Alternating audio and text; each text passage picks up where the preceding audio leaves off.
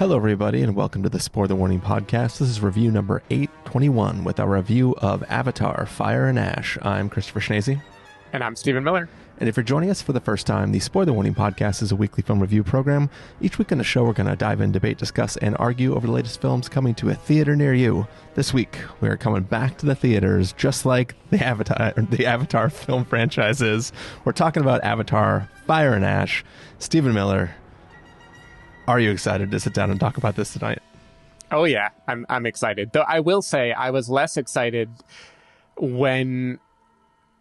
I was going to say when I realized the runtime of Avatar, Fire and Ash, but the truth is I didn't realize the runtime until maybe 2.5 hours of movie had passed and it wasn't over yet. And I was like, Jesus, I didn't realize how much of my my Sunday I was committing to.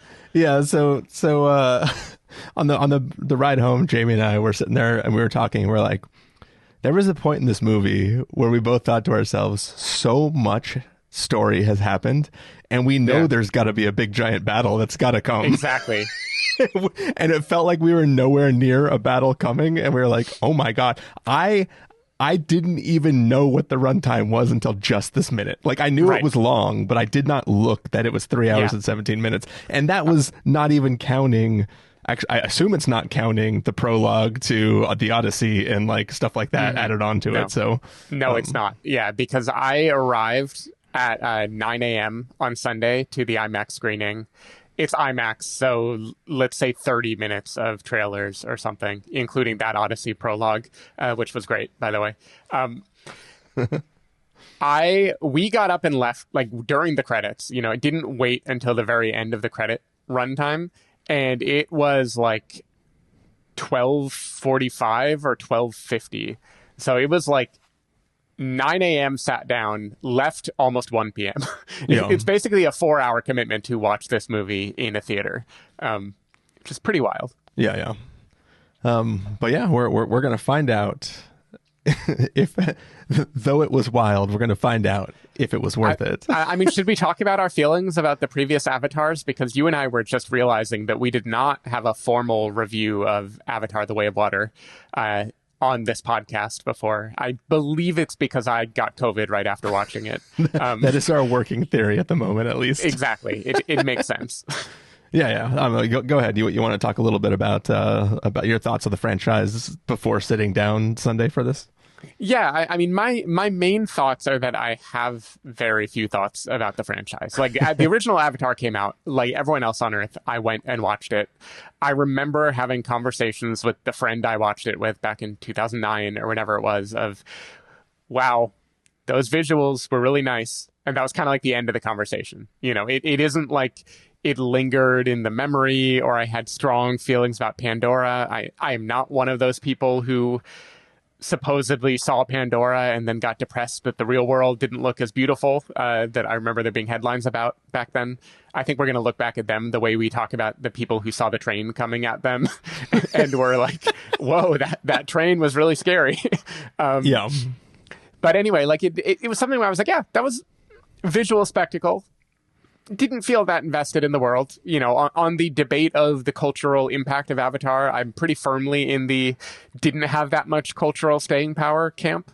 And when The Way of Water was coming out after being delayed, like, I don't know, 8 years, 10 years, it was supposed to come out many, many, many times before it finally happened. I was like, God, I can't believe I'm going to revisit this world that I really don't care about at all.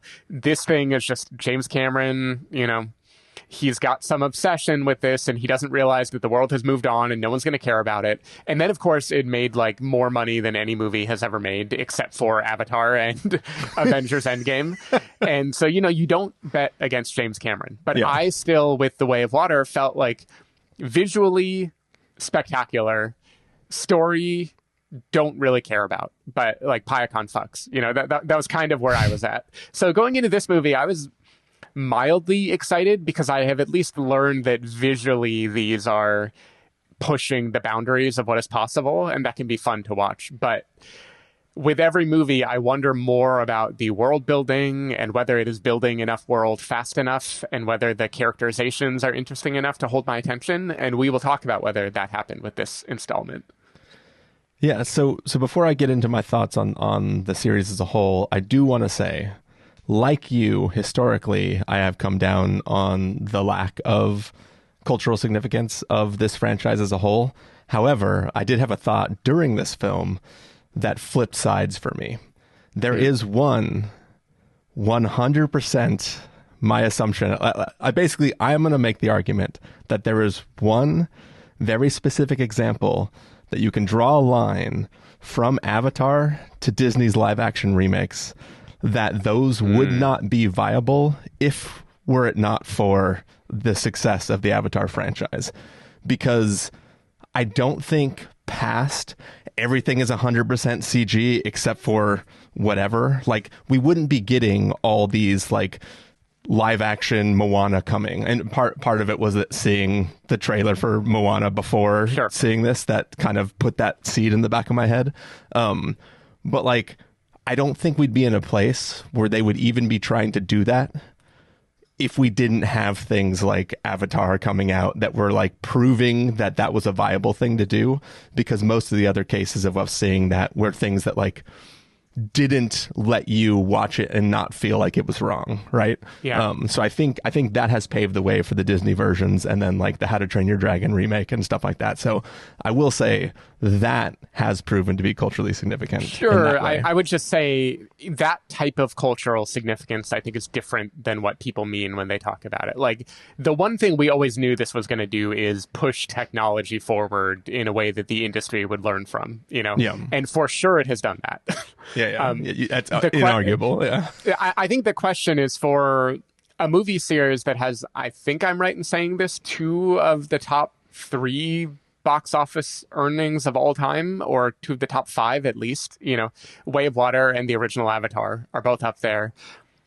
Isn't it weird in my life, and maybe this is a like no one I know voted for Nixon or whatever type thing, like I have not met anyone who name drops characters in the Avatar universe as a reference ever at all, right? Like I don't know if I asked you 3 days ago, maybe you caught up with them again recently in preparation. I don't know if you could have told me the name of like Jake Sully's kids or the name of the general that's the bad guy in these movies. I mean, I barely know the name Jake Sully. Yeah. Jake Sully, like when I was explaining to Joanna, who has not seen the previous 2 installments but came to me to see the 3rd one, what she needed to know, Jake Sully like appeared vaguely in my memory out of nowhere, and I confidently said that name, and that is the only name I was able to say. I was like, Jake Sully, Navi, Payakan. Yeah. Nothing else has survived in my brain. Yeah. But then again, I am also one where like names never take hold for me. Like when we're watching the Dune movies, none of those names stick to me. You know, like I'm not bad at it in general, but it's particularly bad in this because like they go by and I'm just like, oh, is that the name of the thing, or is that the whale people, or like, like I never know what we're talking about. Like I recognize it and I have the context clues, but if I was playing Cahoots and I had all the things listed, I probably wouldn't be able to pick out the right one and answer the question. Yeah, it really isn't helpful that I think 2 of the words that are commonly used here are Torik and Tolkun, which are 2 very different creatures, both of which characters ride in these movies in a way that's significant. It is definitely not aiming to be legible. But even beyond names, I just feel like a lot of cultural impactful films or something like that, they make it into the lexicon in some way. Like you reference things that happened in them, you compare other movies against them, you talk about things and characters as being kind of like that person. And I've just never heard anyone do that for Avatar ever in any way, except for like jokes about Payakan, because everybody liked when the whale suddenly talked.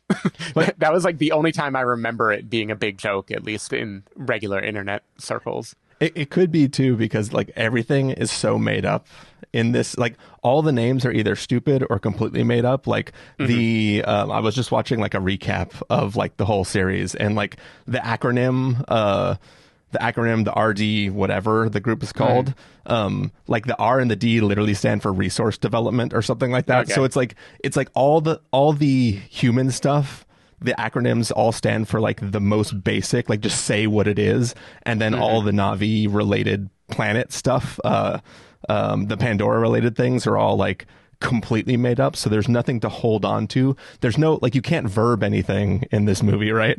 Yeah. You can't take it and turn it into something where you can ever, there's no like chance to use it in a sentence, so it can't catch on by nature of how made up it is. So yeah, it didn't stand a chance. If there is a verb, it might change with the third installment, because I think we need a verb for blowing drugs in someone's face and then fucking them with your with your head braid. Maybe.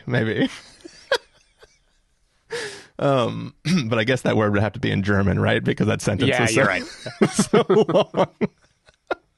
And they're into that kind of stuff.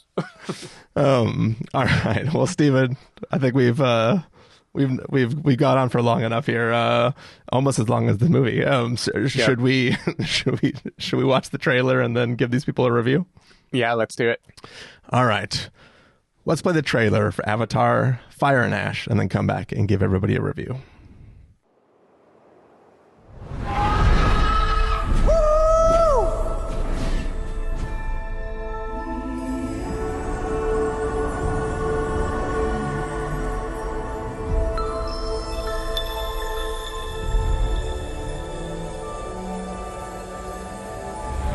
The strength of the ancestors is here.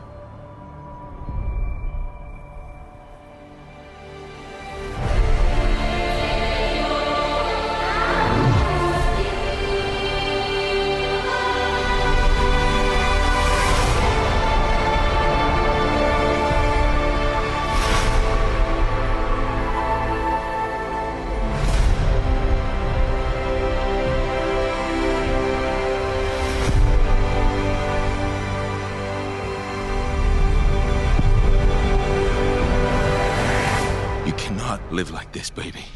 In hate.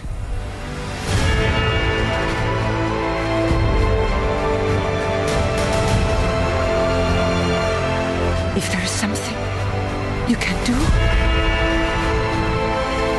then you must do it.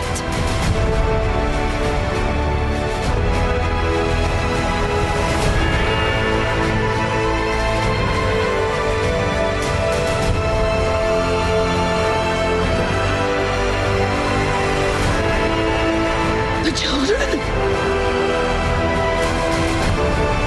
No, Spider. And we will find another way.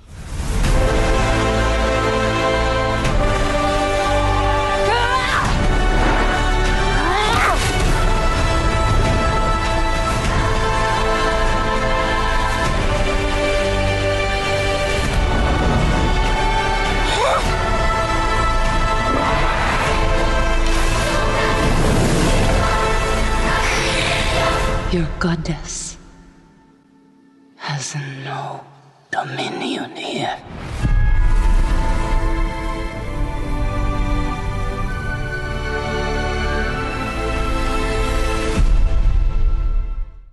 All right, so that was the trailer for Avatar: Fire and Ash. Basically, Jake Sully and his family are hiding out after the big battle of the last film.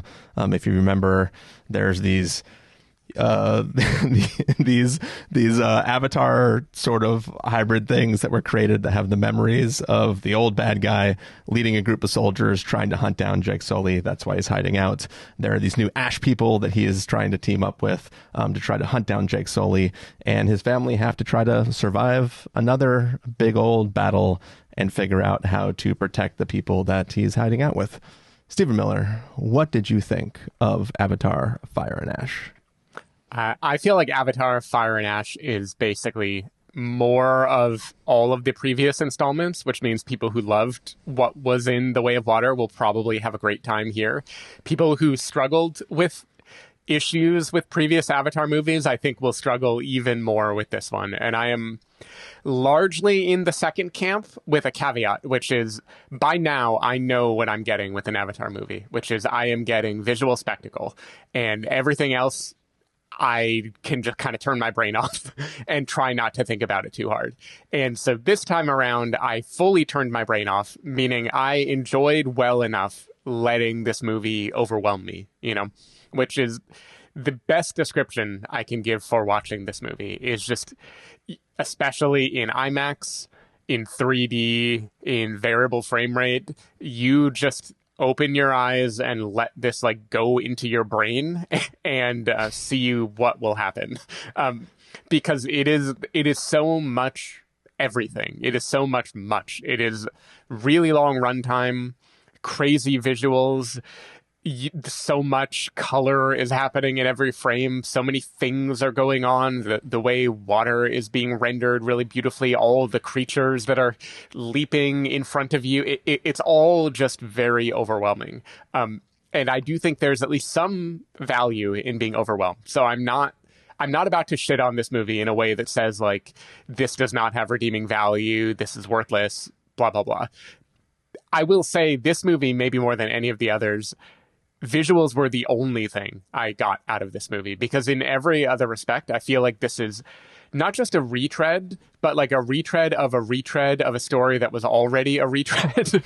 Like the original Avatar was very much simple storytelling. It's the bad humans and the stand-ins for the Native Americans who they're communing with the earth, and industrialization is coming in, and it's the white savior fight. It's all the kind of biggest cliches, in storytelling. But it kind of got a pass because it was like, well, he is doing things no one has ever done with the form before. So yeah, he needs to keep the script, the beats relatively simple so he can focus on this thing that he's actually passionate about. The second movie kind of just did the exact same thing again. They were like, okay, now there are people that are with whales instead, but what are we going to do? We're going to have the humans try to take over natural resources. Jake Sully is going to have to begrudgingly become a leader again and rally people to fight them. There's going to be a big epic clash at the end. And this time around, they're just doing the same thing again in like the exact same way. I feel like there are multiple scenes here that could have been filmed for Way of Water or the original Avatar, and you wouldn't even know the difference, right? Like scenes of Jake Sully going around and gathering troops and commanding that they stand one last time and come together and fight. It is all very circular. But see, Stephen, in the first one, he had to get the Na'vi people to accept him. In the second one, he had to get a different Na'vi people to accept him. Yeah. See, completely different story. Right, I know, completely different story. But I think like I can criticize the story for being samey, but the truth is I wouldn't care that much about it if the characters mattered to me. And I think the problem is I just do not care about anyone in this universe. Like, I enjoy watching them fly on dragon things or swim under the water, but I don't have an emotional connection with any of them. Like, I don't care about Jake Sully, who is the hero of this franchise, but really feels like he's just standing still in terms of character development. He's the Marine, he's the fighter, and everyone else needs to learn that they need to fight because the humans aren't going to give up easy. Like, I don't feel like he learns or changes in any of these movies. I'm sorry for Zoe Saldaña, but I don't really care about Neytiri at this point, who she is just kind of ping-ponging between two extremes. She's either the perfect maternal warrior, like in tune with the earth or whatever, or she is this like oddly bloodthirsty person in her grief who is willing to kill children, which is that isn't a spoiler because Way of Water had that exact same plot line already with her. In like basically the exact same way. And because she's just ping-ponging between two extremes, I'm like, okay, well, you are just an archetype, right? You're just this I'm not going to try to talk about how problematic or not problematic this movie is. Like, it made it be blue aliens instead of indigenous people, but like, I will just say it is very clinging to the idea of perfect stereotypes where like you are either the perfectly noble savage or whatever, or you are like a barbarian witch who lights things on fire and worships death, like it there really is not a lot of subtlety in any of this. Maybe the biggest problem for me, which I didn't know was going to be a problem going in, is I don't care about Spider at all. And it turns out he's kind of the linchpin of this whole movie. And maybe the guy we are most supposed to care about of anyone here. And all due respect to the actor, you know, I don't know what James Cameron is telling him to do or whatever, but I just don't have much of a connection to him at all and his like daddy issues. He's just kind of like a weird cipher where he exists in this interesting space where he is a human who was raised among the Na'vi, right? He's Tarzan, and he wants to be one of them, but he's not a part of their world. And so he's caught in this weird thing between his real dad, who is the big bad, and his like actual adopted father, who is the protagonist. And through all the ups and downs that happen with him and being rejected and like the most extreme things happen to him in this movie. And in every case, he's just kind of like, yeah, I kind of get it. It's cool. Like he's just like nothing in a way that is very, very strange to me. And like I could go through other characters, but I have trouble even keeping track of them. You know, like there are so many arcs, and this movie, one thing I will give it is in pure screenwriting mechanics, it found a way after 3 hours to make me kind of recognize maybe 15 different characters that I did not remember when the movie started. So like it does kind of teach you how to watch it, but I don't feel like it has anything to say, you know, like I don't have people I'm rooting for. The villain is like a lot of fun, you know, Miles Quaritch. He's at least having the most fun in this movie. I think, well, except for Varang, who we'll talk about, who's a smoke show and probably the best thing to happen to this franchise in a while. But Quaritch, he's just like, when Way of Water started and we learned that Quaritch was just coming back, like he died at the end of Avatar, but they implanted his memories into another Na'vi avatar, and he's just flying and he's like, I'm coming back and I'm gonna get you, Jake Sully. It was like very fun in a dumb way of like, oh my God, you're literally just resurrecting the big bad to do it again. At this point, I feel like the number of times that he gets Jake Sully but fumbles it, or Jake could kill him, but then for whatever reason he doesn't die. It's just becoming like comical how often they just have him like do the treadmill of the same exact arc over and over and over and over again. Yeah. So I don't know. To me, the saving grace of this movie is as problematic maybe as the Fire Tribe are. Varang, like the big bad of this movie who we see in the trailer, she is at least like giving it her all. Like Una Chaplin, the actress, like she's going for broke with that characterization, and she's at least fun to watch and fun to see interact in this kind of surprisingly sexy for an Avatar movie relationship. I guess I won't spoil with whom, but basically there are things in this movie that are interesting and different, and she does kind of violate rules of the universe in a way that makes her feel villainous and scary that is different from other installments of the franchise. But other than that, I just feel like this movie is all visual and nothing else. And combined with that I still don't like high frame rate. And it's hard for me to find a lot of reasons to get excited for this movie. So convince me I'm wrong. Tell me why the spectacle is worth it. So before we get to any of that, there's one very, very important. We have to see if James Cameron did something that you have in the past said no movie can ever do successfully for you. With high frame rate, 3D, James Cameron, did he give you a successful drug sequence that made you actually impressed and feel like it worked for you? Yes, the drug sequence was probably one of the best parts of the movie. Okay. So he did it. It took all of that. It took opening my brain with decades and billions of dollars worth of technology being lit on fire. But I finally kind of see how a drug sequence could work and could imitate a real thing that I haven't experienced before. It had to almost induce a seizure for you. Exactly. For it you had to be like, psychosis in me for me to be like, oh, okay, this is probably what happens when people take hallucinogenic drugs. Yeah. All right. So we've already talked about the runtime of this film. The problem with a film of this runtime is it allows a single film to both make strides and then fall back on itself and fall flat on its face over the course of its own runtime, right? Mm-hmm. I think what this film does well is it takes this big, grand story that has just been a retread of itself for two films, and it pulls it down into this fight between two people where they are just obsessed with killing each other. Mm-hmm. And it pulls it in and it makes it just about that. One guy trying to hide, one guy just being, fuck it, I'm going to scorch the earth and try to kill this one fucking guy because that's literally all I have. And it's like, good on you. You got away from all the shit that you retread twice in the story before, and you just focused on like, this guy is just so obsessed with killing this dude that he's willing to do whatever it takes to do it. And that's just what we're going to watch for this, what I thought was going to be 2 hours, 45 minutes. Mm-hmm.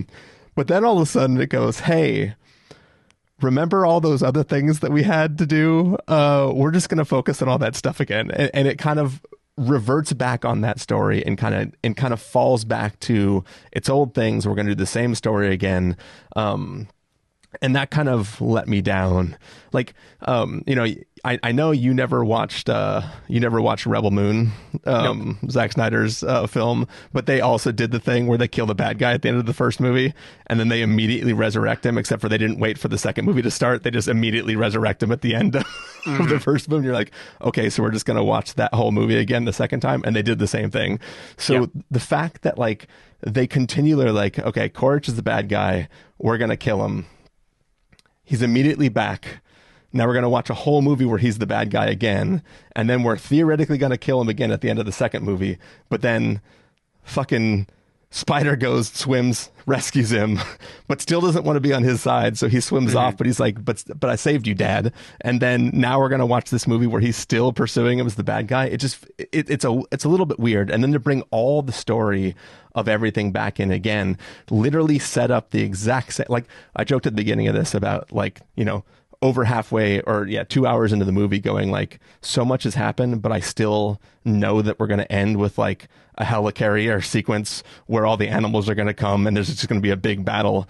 Like, right. It's literally the same standoff with all the same people making the same trade-offs. Like if I edited together the end of this film and the end of the last film and I just intercut them, you could not for $1 million tell me which one was from which movie. The only way I could, which I guess is a spoiler, but anyone who's seen any part of this movie will know that this will happen by the end, is the number of Tolkien involved in the fighting.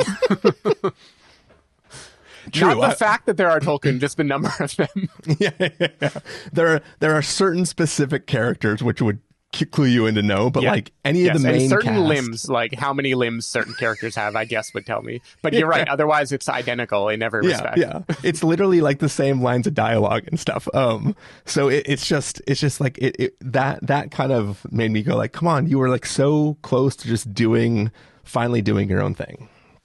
All that being said, the fire and the ash of this film is fucking rad as hell.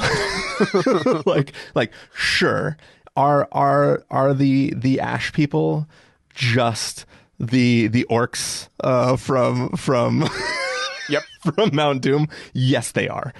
But is that really cool? And is it super awesome? And is everything about them amazing? Is the fact that when they attack, they have little trails of smoky stuff behind? Like every single time they are on screen doing an ambush, attacking, I'm like, yeah.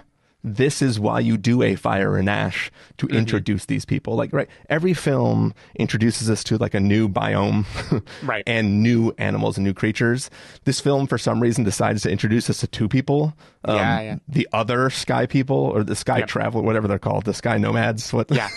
Who are my favorite new introductions? Actually, I really want to know more about their world, their way of living. I love the way they travel. Just in general, I like everyone's tribes in these movies, they travel with this very interconnected with animals, and either they are literally using animals or they are using crafts that mimic animals in the way that they move. And there's something very, very, very cool about that with these blimp octopusy type of I don't even know what to call them. They're like floating on big jellyfish, and that whole, there's an attack sequence where both them and the fire people interact with each other, and it is probably the coolest sequence in the whole movie. Yeah. But it's just like just the design of the fire people and like what little backstory we get about, like, Varang, is that what her name is? Varang. I don't know how to pronounce it, but it's like Varang. But it's like just the art style, like even like her hair is like shaved in the center with like a red line coming down that's like the lava coming from the mountain. It's like everything about it is rad. Like her whole thing is just really, really cool. And I think it was like a really nice injection of stuff.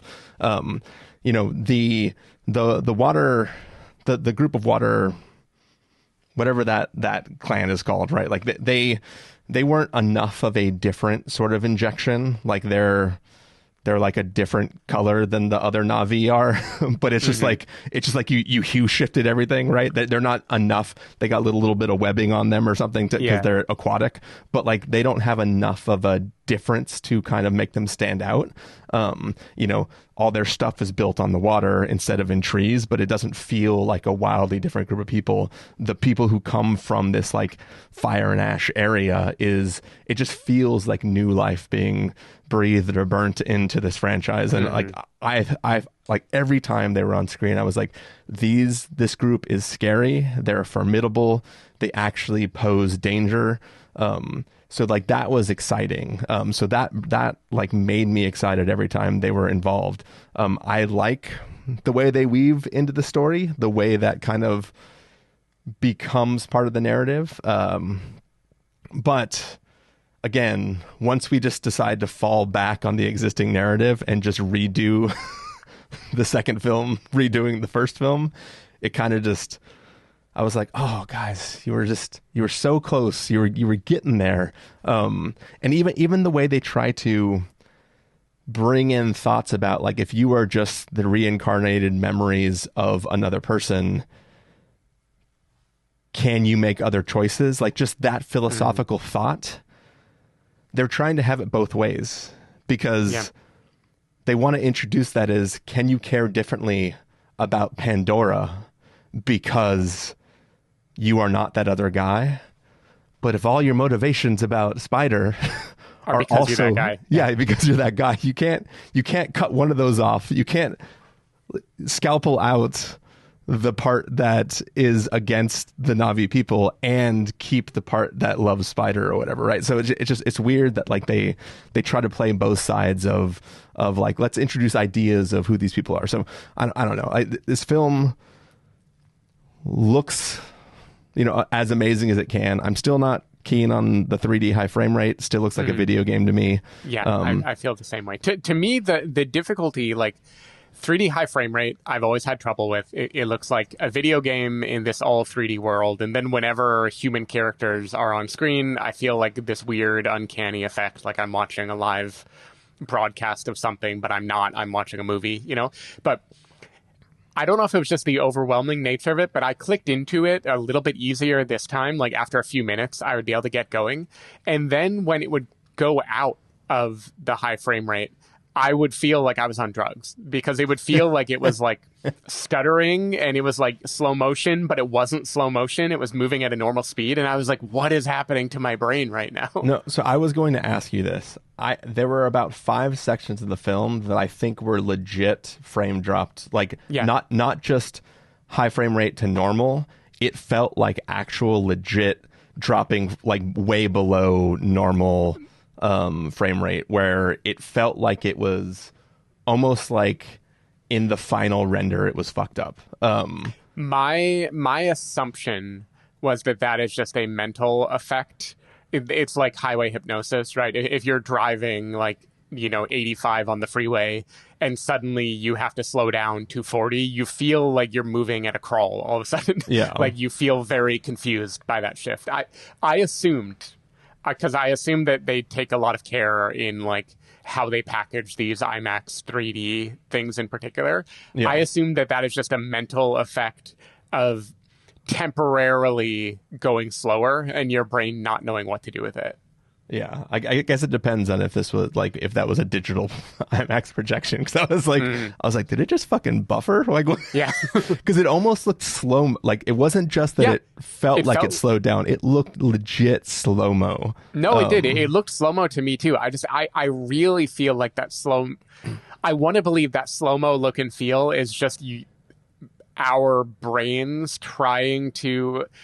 We have clicked into the video game aesthetic. So we've been like, okay, we buy into this high frame rate. That is what the universe is. And now all of a sudden, 24 FPS, we're like, it's slowed. It's slow motion. It's jittering. It's like animating on the ones and not the twos. Like there's something about it that feels very weird. Yeah. And I really think it's just like this rickety thing as your brain gears are like forced to suddenly cut in half. I don't even remember the high frame rate, what frame rate they use for these movies anymore. They used to list it as a feature, and now they just don't say anything.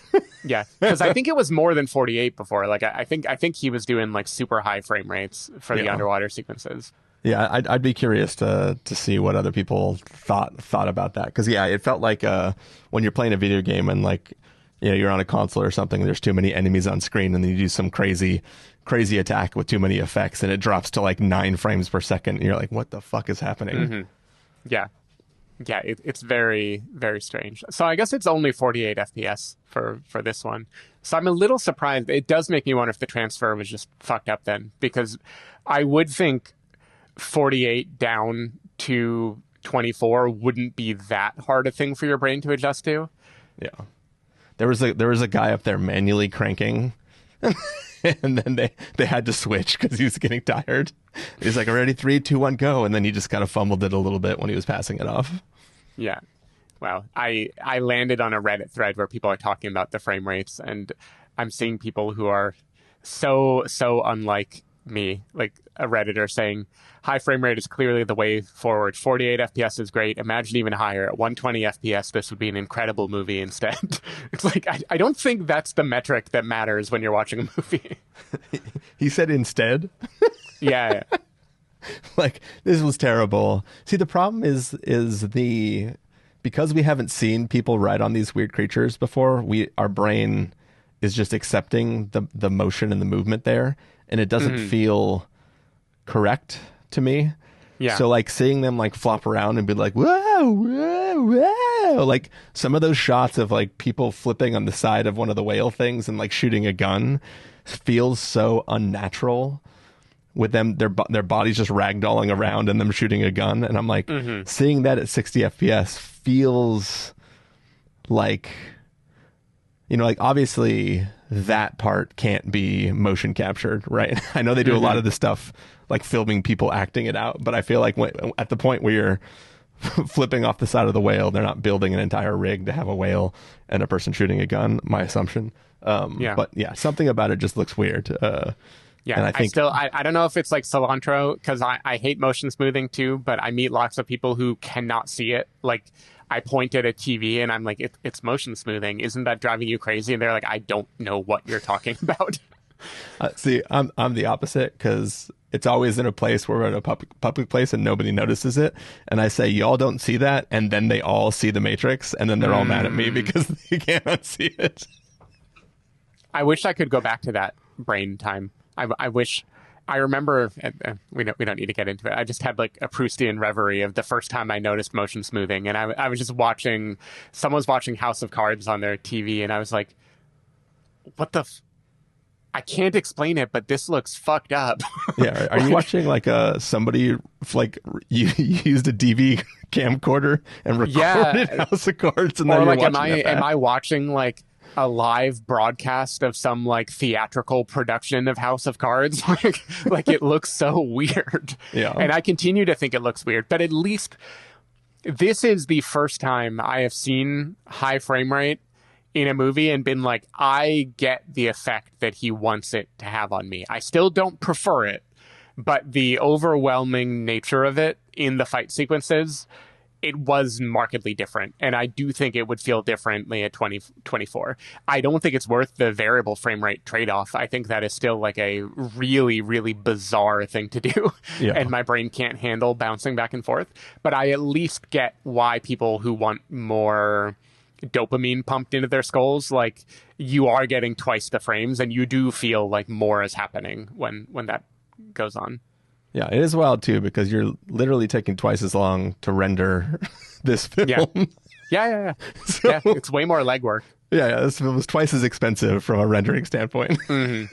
Yeah, but now I want to go back to talking about the story structure. You liked, and I agree in principle, you liked how it took this sprawling world and narrowed it into two people, right? Well, can I let me reframe a little bit how I said it to like expand a little bit. It is essentially we had two films. This is the consequences of the actions of Jake Scully. And a character who is like programmed, basically a brainwashed soldier just doing his damnedest to like kill this guy. But it's like we as viewers and all these people are just caught in the middle of these two people warring, but it's because of the one person causing what he did that we are watching a punishment happening just because he like helped this revolt happen, right? So it's like, we watch this like savior narratives, that we all complained about after the first Avatar, and this is finally the reckoning, which is like, oh, you want people to help fight? Well, we're going to fuck up all your shit, and we're just going to go around torching everything because you started a rebellion, and like we are coming after you by way of torching everything. And it's like he has to reckon with the fact that like, yes, he was trying to get everybody to stand up and fight, but now he's seeing like the devastation of everything that he actually started for theoretically a good reason, but now he's realizing that like, oh, actually these people probably could have been fine if I didn't like go in there and like start this big revolt and get everybody killed. And now I have to deal with that shit. And that was kind of like a more like he's realizing that like, he fucked up. Yeah. So. Yeah, for sure. But so now it has zeroed in on two guys for the most part. You have they're mirror images of each other or parallels, however you want to think about it. Where Jake has fully embraced being a Na'vi, but in his heart, he is still a human. He's still a man, bloodthirsty, blah, blah, blah. And he's trying to like embrace Pandora and see through new eyes, And so he keeps being the, what's the word for the trope? Not the unwilling, the reluctant hero. Like he keeps being the one like, I want to just blend in again. I'm going to do more damage than good if I fight. But someone needs to protect these people, right? And then he rises up. And then you have the Colonel, who is this weird morph where he has only ever actually been a Na'vi, but he has the memories of a guy who was only ever human. And so he's single-mindedly obsessed with hunting Jake. And in principle, I like that too. I like the shrinking idea. I would much rather see that than see like even more lore get introduced to this already like crammed universe that we're watching. The problem is I feel like neither character is as interesting as the philosophical premise of their characters. Like when they actually get to talk to each other or talk to other people about their experience, they're kind of just like video game characters giving quips while fights happen. They're just like, rad, oh shit, gotta get him. Like they're very, very, very shallow in their ability to like communicate what's happening. And then also there's something about the relative scale of, we zoom down to that small scale where it's just two men, and then you throw Spider into the mix, and it becomes this like, it almost neutralizes the antagonism between them, because there are multiple times where all of a sudden they're kind of on the same side temporarily for the sake of Spider, right? Yeah. Or for the sake of like getting out of a jam or whatever. And the dynamic in those moments does not feel like two people who hate each other and want to kill each other who are temporarily being tricked into doing something else. It seems like two people who are like just playing a video game. Like they don't seem, the antagonism like goes away, and I know that that's part of the fun of Colonel Quaritch is that he's enjoying the sport of hunting a worthy opponent, Yeah. And so he's having fun there, but he just steps on so many rakes over the course of this movie. Like his one focus is killing the guy who he could have killed like a dozen times, and every time he seems unfazed, and he's like, "We're gonna get him," and he just like hits the reset button, and there's something about it where like because the strength of those characters is not very high for me, I don't feel like they can hold that attention when the film shrinks down to be about just them. I feel like there's not enough there behind the whatever fun hand-to-hand combat that they sometimes get to do. So if Jake Sully was eating a big carrot the whole time, would that fix it for you? Well, because that's closer. Yeah, it really is much more Looney Tunes.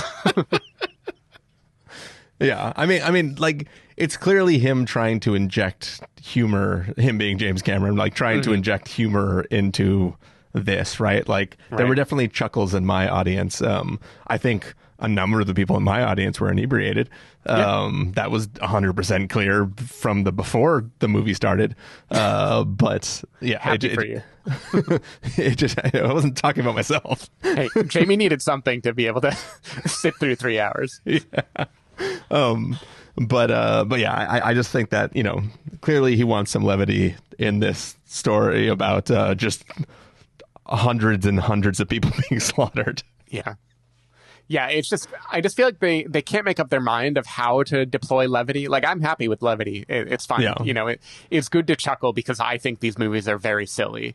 But when they then go to these grand themes, and they act very self-serious, it feels weird to have the levity too, because it's like, are these grand forces of good and evil and representations of the fallibility of man and our penchant for destruction of the planet, or is it like a goofy sandbox, and I feel like I don't feel like it strikes the right balance. Like other times I laughed and my audience laughed, for instance, which I had fun laughing at it, is like when the Na'vi make little cat hisses at each other, that creates a lot of laughter. It becomes very campy and silly, and I like it. I love it. I love that detail, but not in a way where I'm like, wow, I'm really rooting for Neytiri or whatever the fuck her name is. Like, I feel like I can either laugh or the whales. Like, there was a moment in Way of Water when Payakan spoke subtitled for the first time, and it was like my audience chuckled. Everyone was like, "Oh my god, the whale's talking!" That's so funny. This movie hits that over and over and over again, and my audience laughed every single time. Like when the whales are just like suddenly speaking in declarative sentences and stuff like that. It's just, I don't know. There's a line between self-serious and corny, and I feel like this just can't quite figure it out for me. But Steven, small whale talking, silly. Big whale talking, fucking cool. Yeah, the matriarch. I'm glad to let her talk. Yeah. I think, you used the word sandbox a little while ago. I think all of Pandora is a big sandbox, and I think that this is a guy, like, with Pandora, James Cameron spent an ungodly amount of money bringing his storyboards to life and just added story after the fact so people would pay to earn some of that money back. Mm-hmm. You know what I mean? Yeah. Like, it feels like everything from, like, the design of the subs to what's going on, like, everything is so cool if you just think about the one thing, right? You're just like, oh my God, this is like a weird crab sub where, like, when people move and they slam their fists together, the crab sub slams their fists together. Like, all that stuff is cool. And you're like, why would you build a crab sub? Especially one that launches from not the bed of the ocean. Like, it launches above. Like, That just seems like a weird design for your crab sub. Yeah, it's weird because I think in interviews, Cameron has talked about how every detail needs to be thought through. Like he doesn't ever want to do something just because it looks cool. I think that's his quote. He wants it to like have a motivation behind it. Like, this is why they would use this. This is why they would do it. And it's strange because I don't feel that in the world. The world feels fleshed out in the sense that a guy thought through all the coolest looking storyboards imaginable and was like, this would be fucking awesome. It doesn't feel to me like someone who thought through what does this world need, you know? It really does feel like it flows from him just being obsessed with cool visuals. And he is an amazing, I'm probably misusing this term or this career, he's an amazing production designer. Like he's an amazing, like, I am going to come up with visual concepts. I'm going to work through all the details of how it should look and how it should move in a way that will just be very cool to watch. And I just feel like he is not a great story guy or character guy. And that is like okay for people who want to just play a giant video game. But for me, like for what I look for when I go to a movie, it just feels like maybe he should pair it with people who care more about like screenplay and stories. And maybe he can, I don't know, have a co-director that focuses on the emotional part and he can focus on the explosions that he like really wants to do instead. I don't know. There's just something very hollow about it to me. But let me give you another example. So humans come into this new planet. We can't breathe, right?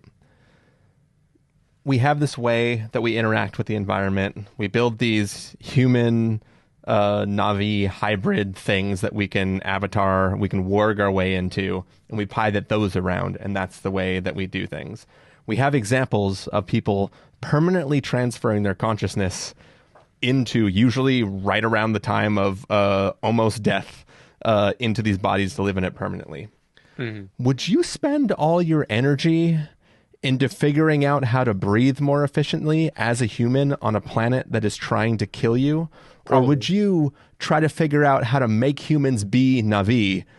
Because if you really want to live on this planet, wouldn't you, like, forget integration with the planet, wouldn't you also want, like, there's no way Courage does not feel stronger, better, faster, everything as a Na'vi version of himself, even if he's just reprogrammed memories, than he did as his human self, where he has to get inside a giant robot to feel tough or have a big old gun. Like, he's clearly more better suited to live there as his Na'vi self. So it's like the idea that we have all these technologies around it. We have the hybrids, we have the weird reprogrammed consciousnesses versions, and it's like, why were we not just trying to transfer everybody's consciousness into Na'vi? But I get that they're expensive to grow, but maybe it's like one of those like mobile games that they always advertise where you bulldoze a whole mountain and then you can grow 25 Na'vi bodies and you can transfer like everybody's consciousness into them. Maybe that's what movie 4 is going to be about, because each one has some kind of ham-fisted theme. You know, there was environmental destruction. You could argue that this one is very much like the fear of gentrification, at least, is like kind of what's on their mind. You know, oh, if humans can breathe, then they're going to flock here, you know, even more, and it's going to destroy what makes it special. Maybe 4 is going to be cultural appropriation. And it's going to be a bunch of people being like, we can all just become the Na'vi instead. Well, so that's the funny thing, right? Is like, I at least forgot that like the human... That Jake Sully is literally a human Na'vi hybrid, where he has extra fingers that the Na'vi don't have. But like in the first film, they were like literally quote unquote others, right? That's part of why he wasn't able to just assimilate, because people recognized him as other. Mm-hmm. And then in the second film, they were the tree people and not the water people. That's why he was othered. But now in the third film, it's like you never see the hands, and nobody talks about him as being othered. I was trying to catch the number of fingers because they brought it up, and I was like, oh yeah, there's something about the hands being different. And like, I couldn't for the life of me see a difference between any of the Na'vi. Yeah, because when you're able to genetically splice everything about a human. Like, I assume they needed to be half human, half Na'vi, because that's the way your brain consciousness can warg into it, because it needs to be partially human, otherwise it can't take. But I feel like, I mean, we have CRISPR now. I feel like you could get rid of the extra fingers and toes, right? Yeah. Like, it shouldn't be, It shouldn't be hard. Oh, you probably can't pilot it right if you're missing appendages because your brain can't accept it. It's like if you were a Jaeger pilot and like the arm gets ripped off and you're like, ah. Anyways. Yeah. I don't know. Big, dumb spectacle. Yeah. But fire people pretty rad. Fire people are pretty rad. I will give it that. When the fire people attack the wind people, I was like, oh shit, something cool is about to happen. Yeah. I got excited for the rest of the movie, right? I felt like this is going to be so cool. And then I just didn't ever really recapture that high again for me. Yeah, I'm just mad that there's like at no point in the movie did Courage ever say where there's smoke, there's fire. Missed opportunity. I mean, totally. And with all the other quips he was doing, you think he would have been able to pull that one out. Yeah. All right, verdict time. Sure. All right, Stephen Miller, if you're going to give this a must-see, recommend with a caveat, wait for rental, pass with a caveat, or a must-avoid, what would you give it? Oh boy. I guess I'm giving it a wait for rental. What? And it is the least literal use of the term, because if you watch this movie, you should obviously watch it in IMAX 3D high frame rate while you're on LSD, right? Like you should do whatever you can do to make it be the maximalist version of whatever this movie is. I think it is visually pretty spectacular in that it is a spectacle. I do think it is so overwhelming you can kind of get numb to it, especially because of the samey action and stuff. Like there weren't that many new visual ideas compared to the last movie, the fire people being the big exception, who are definitely great and are worth having in this universe. If you set aside the visual experience, I just think like the stories are getting progressively more bloated and thin at the same time. Like it is getting bigger and more convoluted while also having less to say. And the fact that I don't care about any of the characters and this movie deeply wants me to care about the characters just feels like a really something didn't work, at least for me. So like obviously if you see it, you should see it in theaters, but I'm just gonna go like middle of the road here. I don't think I'm gonna think back about this movie and go, oh man, I want to watch that again. I don't think that will ever happen to me. So given this a wait for rental. It's going to be a recommend with a caveat for me. The caveat is that it's 3 hours, 17 minutes long and it's kind of nonsense. But also the fire people be cool. Yeah. It's just like, it's a big spectacle and it's worth seeing it in theaters and kind of being a part of that spectacle. Maybe if you have, if they put this in like the IMAX app on the Vision Pro or something, and you can at least sit it and watch it in something that feels like the IMAX experience for real, in 3D, that's like freaking great 3D, then maybe that would be a cool while experience. Varang blows peyote in your nose. little extension of the Vision Pro. Yeah. They need a 4DX Vision Pro. See, they need to add more features to integrate textures and stuff. What if he did? He spent like 6 months just doing LSD constantly and figured out how to make the exact opposite of it. So if you were on LSD while watching the movie, when he goes into the drug state, it puts it normal. How frightening would that be if you were in your own state and then poof, he gets the dose and then it's like boom, and the movie just becomes normal frame rate and you're just like, oh what happened? Yeah. Did I die? But yeah, I think that's gonna do it for our review of Avatar: Fire and Ash. Stephen Miller, people want to find you throughout the week. Where can they do that? People can find me at Blue Sky at sdavidmiller or sdavidmiller.com.